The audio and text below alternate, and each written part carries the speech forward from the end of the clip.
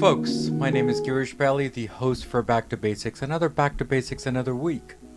Today we're going to talk to you about sleep. Or is it more sleep and more sleep? We'll figure that out when we get into the call. But he is an amazing person. I spoke with him a couple of weeks back and he knows his stuff. And we'll get into that. How are you, Drew? And thank you for coming to Back2Basics. I'm good. Thanks for having me on. I'm excited to talk. Absolutely, absolutely. Thank you again. So before we talk about sleep and more sleep and more sleep, what does back to basic mean to you? Back to basics means for me is like keeping it simple and remembering for me like, okay, let's stay in the moment here. Why are we here? Where are we right now? And to just take things one step at a time. That's kind of what it means to me. Yeah. Thank you again, by the way, Drew, for coming on my show and answering the question. And definitely very honored to be here for you. So you have a podcast called Sleep with Me. Can you explain how that whole title came up and how this whole process started for you? So the title of the show came up from a lot of brainstorming and a lot of writing down ideas for the name of the podcast. I definitely, when I thought of the idea for the podcast initially, which the show is telling bedtime stories to adults, I was like, well, that's a strange idea to begin with. So how are you going to give it a title that makes people curious but isn't too strange? And so I listed a bunch of ideas because it's not so much adult in nature. It's not explicit or anything like that, but it is more geared towards adults than kids. A lot of kids do listen. And so I just tried to list like, okay, what are some ideas that give people through the title an idea of what to expect? Which I don't know if it succeeds so much, but it's stuck with me. So. Yeah. Thank you again, Drew, for that. Now, for adults and for kids, how much is enough sleep? Or is it a set rule that we're supposed to sleep for 5 hours and 6 hours and 8 hours, as they say? What are your thoughts on that?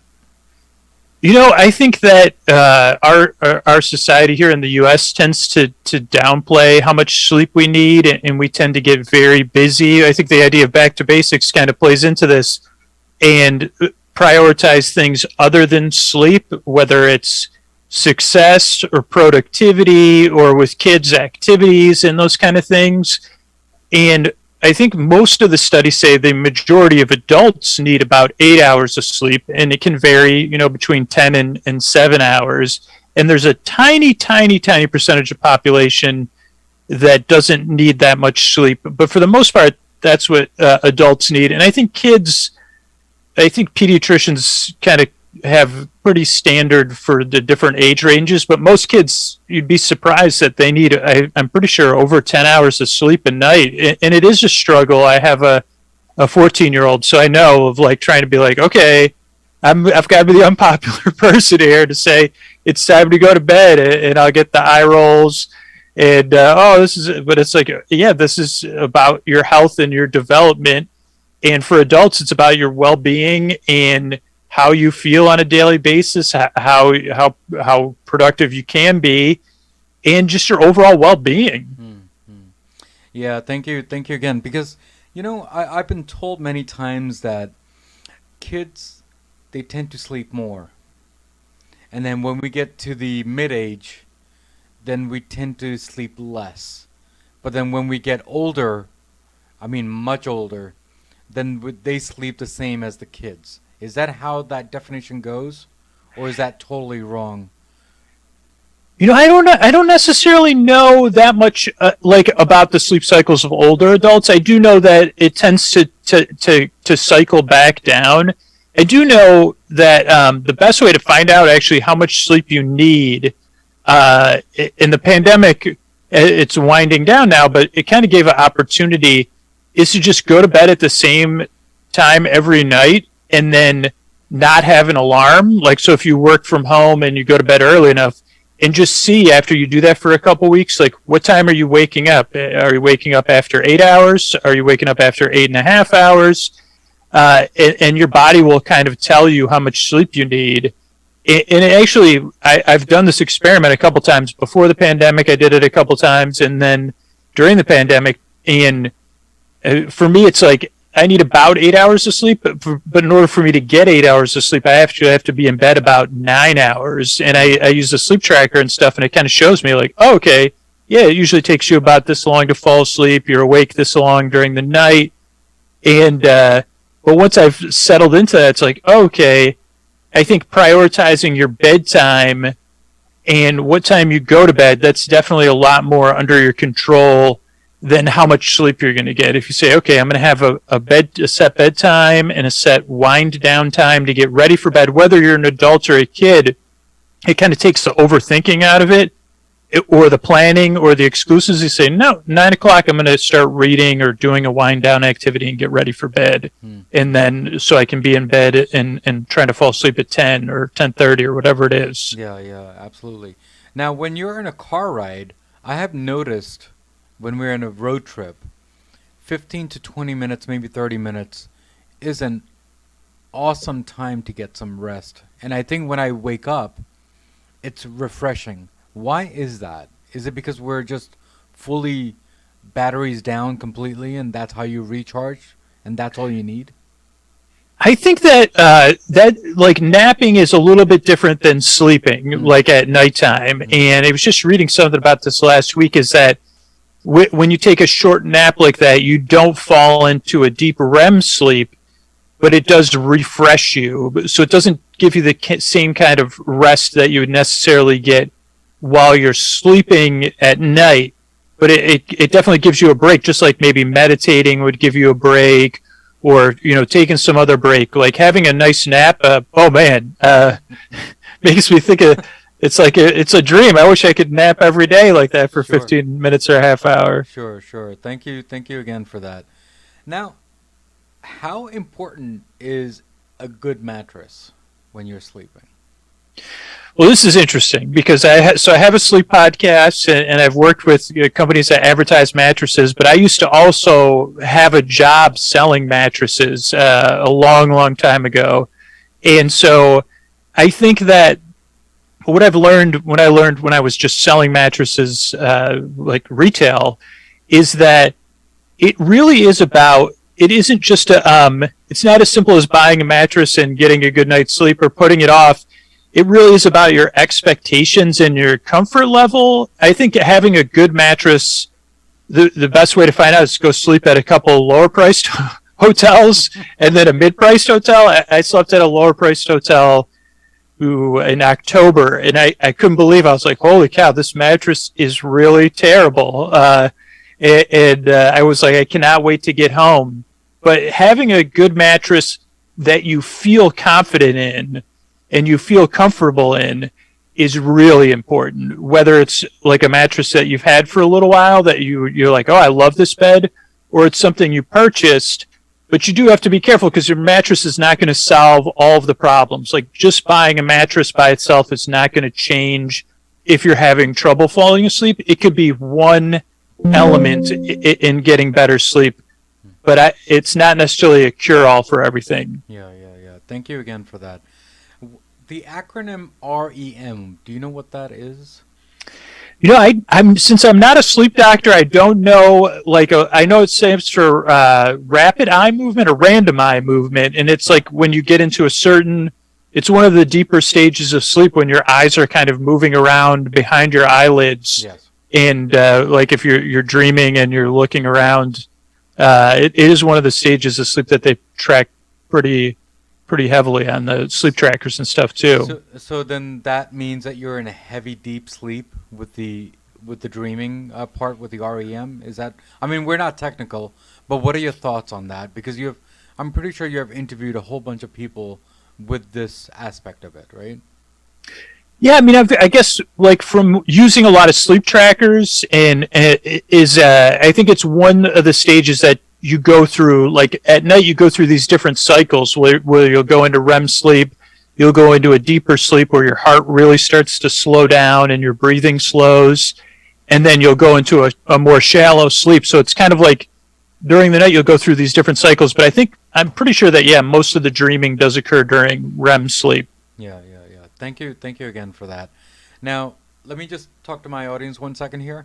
When you are sleeping, right, there are a few things that we look at and we focus at. Make sure you exercise enough, because I think you'll get well rested. Drink a lot of water, not too much water, because then you'll have to pee at the end. Okay, but calm down your stress. I've been told that if you don't argue before you go to sleep, if you argue before you go to sleep, you'll get nightmares. Now, how true is that, Drew? What are your thoughts on that? Whew, I think that a lot of your dreams are carryover from the day, and that you are processing things, but they aren't necessarily always attached to just that day. I find that a lot of times my own personal dreams will reflect, like, especially if I'm learning something new. Like, I was just learning some new skills actually on Zoom for larger Zoom groups, and I had a training on it on Thursday of last week, and then last night I was dreaming about it. Like, so it's like, and I'm like, why am I dreaming about something very boring, which is like organizing Zooms with like 300 people in them? So it's like your brain is still trying to work stuff out. I will say that whether it's a spouse or a partner or a child, having a time to talk stuff out that's at least a few hours before bedtime is pretty important. And it does, I think it's a natural human tendency to want to get stuff, like people let stuff build up, or they're like waiting for the perfect time to bring something up. But having like a family meeting time or a partner meeting time or a time you discuss things with your child, like, okay, what's the next day, whether it's after dinner. I found personally, especially with my daughter, she's 14, is like, okay, let's get this talked out a few hours before bed, because if you start to talk about it before bed, you do want to be available to listen to whoever it is in your personal relationships and give them time to express stuff.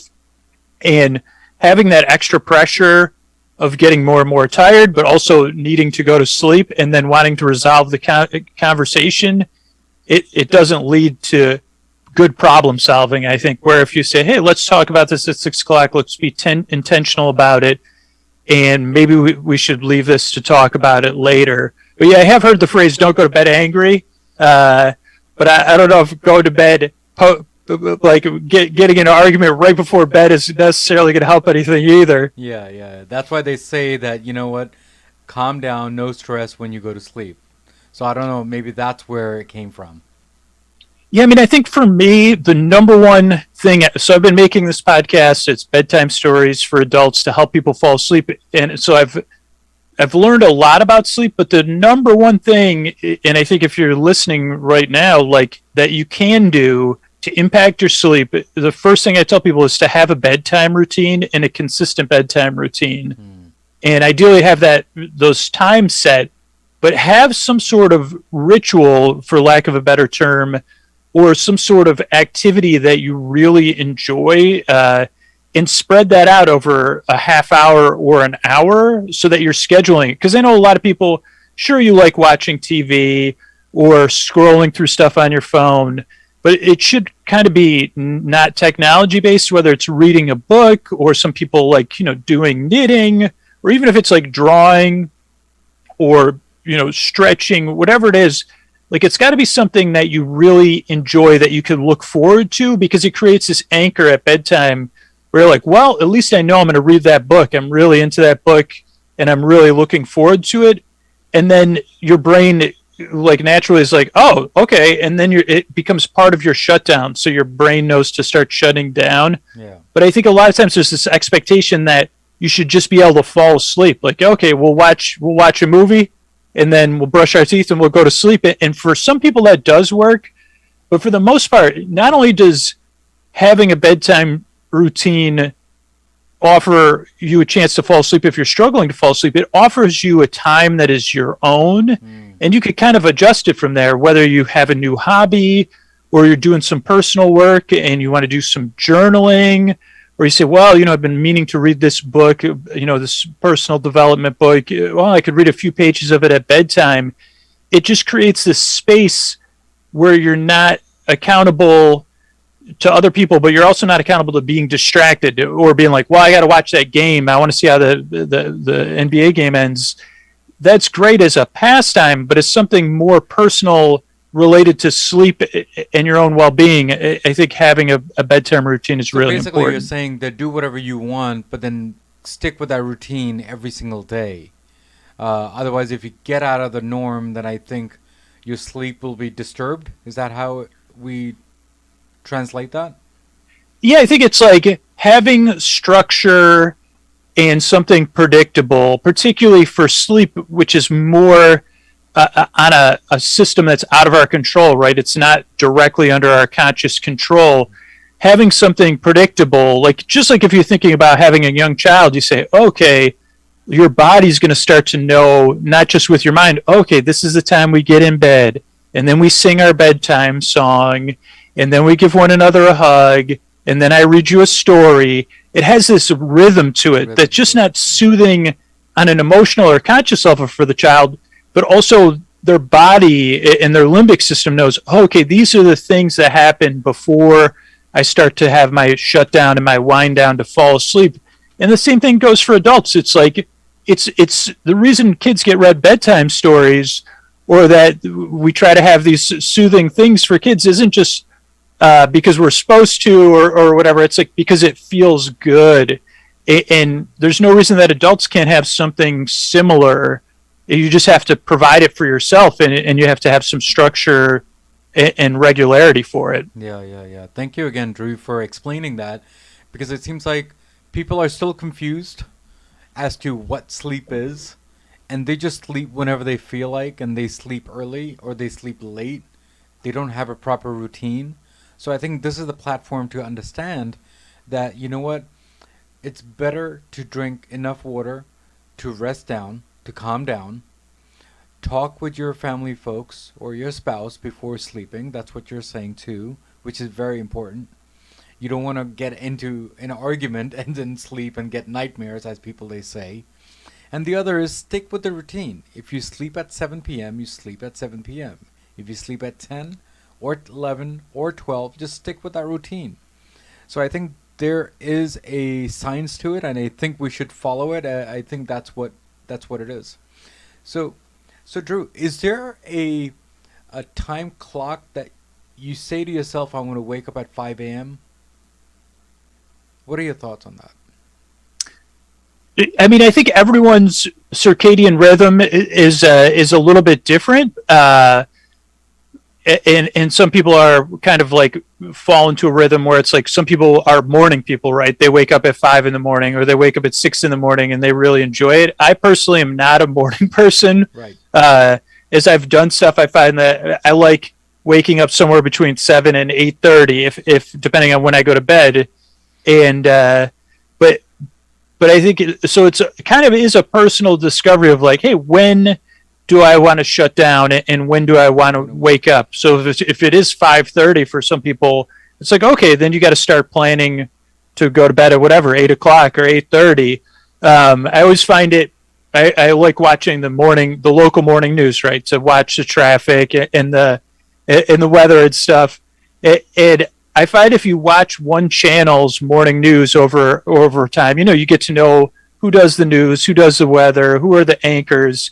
And if you start to really pay attention, you'll get in between the segments, they'll start talking about their sleep and how hard it is for them because they have to get up at like 2 or 3 in the morning to go into work. And so it just becomes something else relatable. It's like, wow, they have to go to bed at like 6 or 7 o'clock to be at the station to do the morning news at 6 in the morning. Yeah. So I think it's really if you could take the seriousness out of sleep, but keep its importance, and it is this other thing. I mean, particularly the idea of back to basics again, like this is part of your personal journey of discovery. Even though it might seem like something small, it's like, hey, what is my sleep preference? What would be best for me, and what can I do to provide that for myself? Yeah. Drew, thank you again. I'm going to ask you one quick question. I know we talked about the mattress, but I just want to ask you one question there. Yes, there is a science to the mattress, right? The firm, the softness, and everything else. But my next question is elevating your mattress, sleeping flat, is there a science to that? Is it because you don't want any snoring? I mean, what is the reasons for that? So I have seen mattresses that do elevate people a little bit when they're snoring, and ones that are even automatic. Like the mattress technology is changing so fast that it can detect when you're snoring. And I think all that does is tries to open up your airway. But again, that's very individual because not everybody sleeps on their back. So it's like, oh, if it's elevating you, but you're sleeping down, it might not make a difference. And for some people, their doctor might recommend raising their legs or whether it's before bed or while you're sleeping a little bit. And I think that goes into another important thing for me to talk about with sleep is particularly in the United States, it's a little bit more difficult with the way our insurance works, but I think sleep offers you an excellent opportunity to develop a relationship with your healthcare practitioner, whether it's your primary care physician or calling your insurance, or if you have a job with like EAP, an employee assistance program.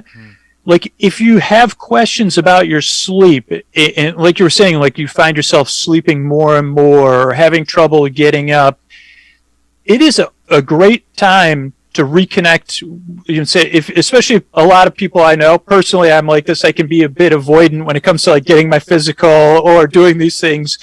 This is a great non-loaded thing to talk to your physician about, or to call your insurance company and say, hey, what can I do? I'm having this trouble sleeping, or looking into that, because then you can find out, hey, let's see it. Are there any underlying causes that are causing this, or is it just something I need to find some structure to deal with?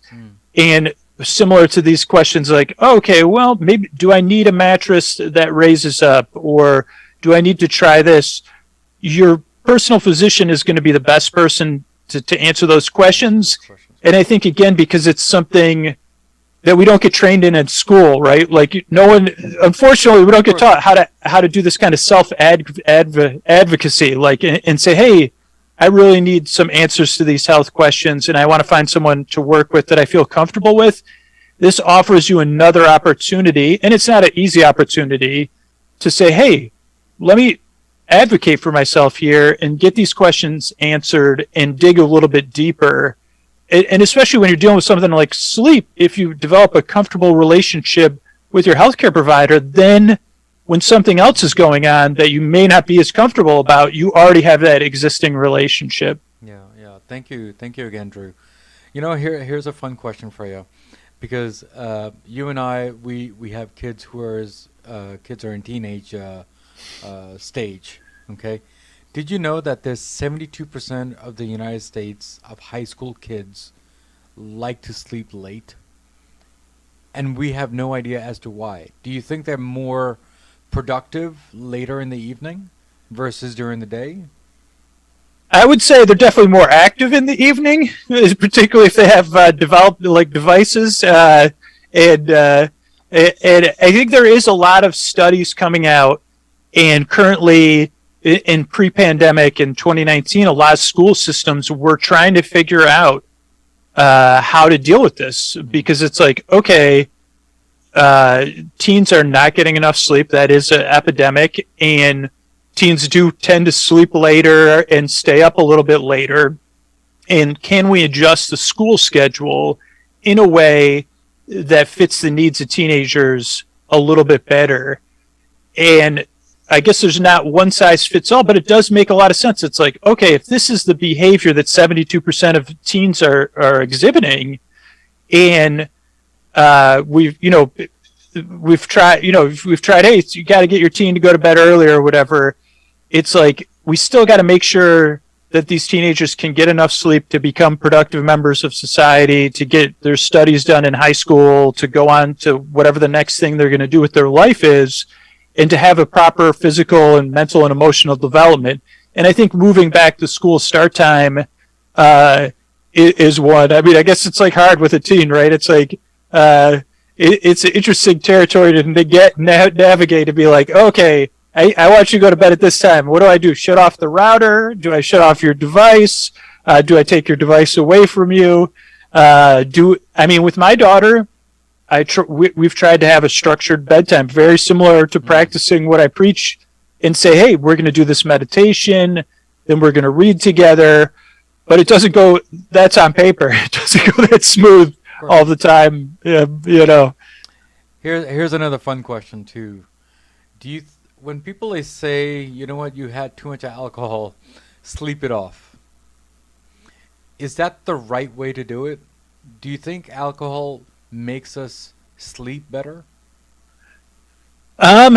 So I think most studies show that alcohol, if you're sleeping while intoxicated, even at whatever degree of intoxication you're experiencing, that you're not actually getting restful sleep. Like that alcohol actually interrupts the sleep cycle, and that you don't get the deep sleep or the REM sleep that you need to recover.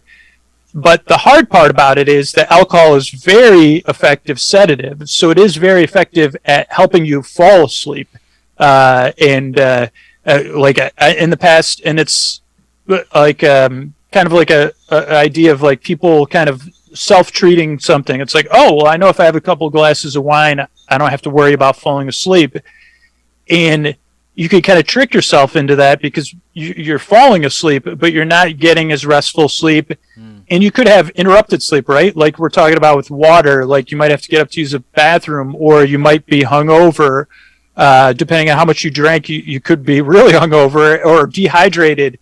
And so it is something that most research around sleep, I tend to find, if it's like if you're looking to develop a healthy sleep habits, is to avoid alcohol at bedtime. So let me get this right, if I'm understanding this correctly. So you're sleeping it off, and you're sleeping, but you're not having a deep sleep, which is your REM sleep. When you wake up in the morning, you're not well rested, so which means that you're hungover. Is that how this works? You could have a hangover, yeah. I mean, I know from experience, from my own experimentation with alcohol, I could sleep 12 hours after a night out and not be rested the rest of the day, be exhausted. I think that. So what I'm saying is that if you have a deep sleep, which is your REM sleep, you will not be getting hungover next day. Is that how? Well, alcohol is going to normally interrupt your natural sleep cycles, so that you probably will just be in a state of like you'll be under a sedative versus like being asleep. Like you'll kind of be passed out in a sense, versus getting a restful night's sleep. Yeah, thank you again for that. Now, one last thing. Watching TV before you go to sleep, is that a good thing or a bad thing? Because that's more of a stimulus into your brain and making more active, right? So what are your thoughts on that? Well, I mean, I guess there's a couple thoughts. One is like a lot of studies talk about blue light affecting our sleep, and that's just a wavelength of light that is very similar to sunlight. And most LED lights, which is most of our screens and our televisions, have this blue light, and it just tricks your brain into thinking, oh, I've been exposed to sunlight, it's a time for me to start to be stimulated. So that's one thing to think about when you're watching TV, is that most TVs at this point are LED or LCD TVs that have LEDs in them. I don't think I do watch TV up until about an hour and a half before I go to bed, especially if I'm like watching something. It might be part of your wind down routine, or part of like what you and your child share, or you and your partner or your spouse share. So I think it is like there's not a one thing fits all, but it's like, okay, most advice will say at least avoid screens an hour before bedtime to an hour and a half before bedtime. And that'll give your body enough time to kind of reset or not think. But if you're watching TV and then you're like, I'm going to shut this TV off in bed and fall asleep, I find that there's always in a relationship, there's two people, there's one person that could just shut the TV off and fall asleep, but then the other person is like tossing and turning for an hour and a half. Right. So then it's like, again, something you have to negotiate together and be like, okay, what if we watch TV downstairs and then go upstairs and we take the TV out of the bedroom, or we only watch TV in bed and we shut it off at 8:00. So again, it's like one of those growth opportunities that's not necessarily enjoyable, but that you get to explore as an adult. Of course. Thank you again, Drew, for that. Before you leave today, and thank you again for answering all those basic questions, and I know there were so many of them, and I'm pretty sure I can go on and on regarding sleep because it's an endless thing. We have not even grasped on the exercise part of it because that also helps get a better sleep. We can always talk about that later on, but what are your last comments for Back to Basics before you leave today? You know what? I always like to talk about on my show, the hardest thing, and it kind of goes with all these things we're saying and along with the theme of your show, is that when you take your sleep, it is okay to say, hey, my sleep is important. Like, you do deserve a good night's sleep. You do deserve the rest that you need to that your life feels manageable or that you could flourish and grow. And it's easy to talk ourselves out of that or be like, oh, I just got to toughen up, or, I got to be more efficient. I'm just lazy, or whatever it is. But if you do take some time to say, hey, no, my rest is just as important as being productive. My rest is just as important as my career or what I want to do, like beyond my career, or this side thing this side hustle I'm doing, saying none of that happens without proper rest. Your proper rest is going to be the foundation of all of those things in all of your relationships. And to just say that to yourself, like, hey, I do deserve a good night's sleep. I do deserve the rest I need. And then how am I going to do that? How am I going to provide that? Just like you would do with a child or a loved one, or if you had an older adult in your family that you were a caretaker for, you'd say, okay, well, I know this is what I talked to the doctor about, so let's make sure that you get this rest. It's prioritizing yourself in a way that's not selfish, because it's going to have a positive impact with everyone around you. Yeah. Thank you again, Drew, for your last words, and hopefully we'll meet again later in the future. And thank you again for coming on the show and supporting me on this small podcast that I have here. Yeah, thank you so much. And yeah, everyone out there, get to sleep. Yeah. Well, I mean, listen to us and before you go to sleep. How about that? After the podcast, write a review, and that positive review, and then you could go to sleep. There you go. Thank you again, Drew, for being here, and thank you again, and God bless. Thank you. So, guys, we spoke with Drew today, and we talked about the basics of what did we talk about? We talked about sleep. We talked about making more sleep and get well rested. We always say that never argue before you go to sleep, because you know what? You'll have bad dreams, you'll have bad nightmares, maybe you'll have REM sleep. That's what we're trying to say too. So here's a quote of the day from Back to Basics, and hopefully Drew will like that. No day is so bad it can't be fixed with a nap. So guys, as usual, as always, what do I always say at the end of the episode? Everything in life goes back to basics, and that's what we did today, guys. Guys, take care, God bless, and comment as much as you can. Good, bad, and ugly. Either way, it'll make my show stronger day by day, week by week. And obviously, there are 3 things that's going to make this show really strong. The content, the guest, and definitely the host. Guys, take care, God bless, and see you next week. Next week's episode on Back to Basics. It can actually have a major adverse reaction with Viagra, and we could kill a patient. Right. So, and it's not anything that, you should be embarrassed about or worried about. And so I think it's hugely important for people to realize, when it comes to healthcare, your nurse and your doctor aren't sitting there judging you. I promise you, we've seen a million things worse than what you think you're doing.